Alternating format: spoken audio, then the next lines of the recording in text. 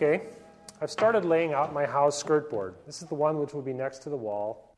Into this board I will route my mortises for my risers and my treads.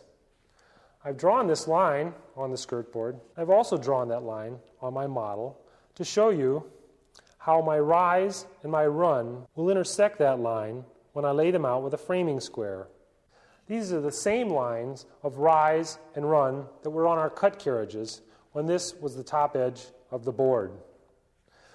This board is 10.5 inches wide, and I've chosen that width so that I'll have room to route out the entire riser and tread, and still have some room between the top of the nosing and the edge of the board.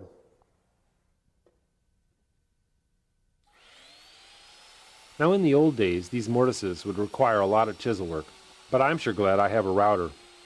This 3 horsepower plunge router with a 1/2 inch carbide bit will make short work of these mortises. There are several ways to make jigs to cut these mortises, and here I'm using a base guided jig. A template guided by a bearing over router bit works just as well, and that's in the book. I cut the mortise in several passes to avoid burning.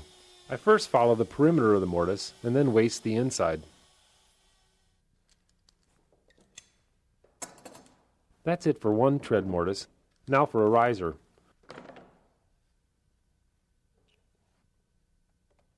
Now normally I wouldn't switch back and forth between jigs. I would route all the tread mortises and then all the riser mortises.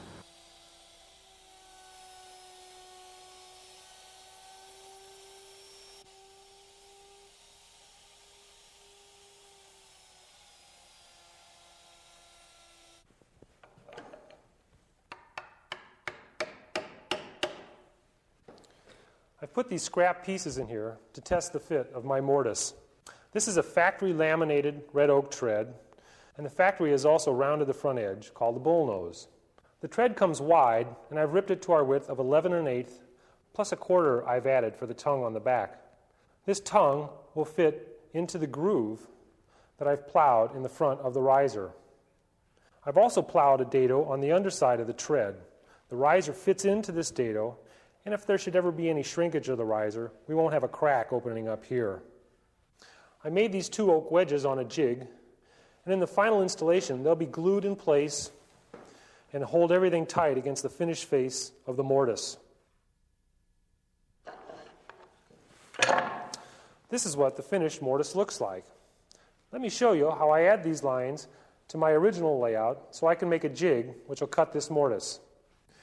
You remember I drew the original lines, run of 10, rise and 7/11/16 with my framing square, and how these lines intersected my base line.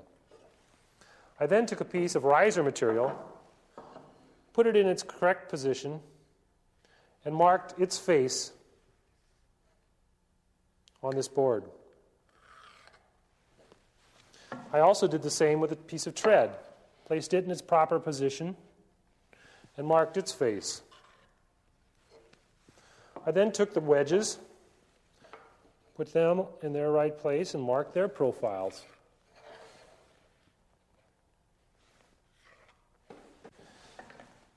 These lines now represent the shape of my mortise.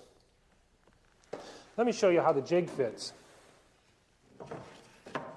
I adjusted the distance from the outside of my mortise to the jig to fit my router. So all I have to do is run my router around the outside edges of this jig, and I'll have my mortise cut. Here's the jig for the riser. There's plans for these jigs in the book. I've made this one to fit my router base, but you'll have to adjust this to fit yours. Be sure to try these out on a piece of scrap, because this oak's expensive. Now I'll clamp this down and finish routing my mortises.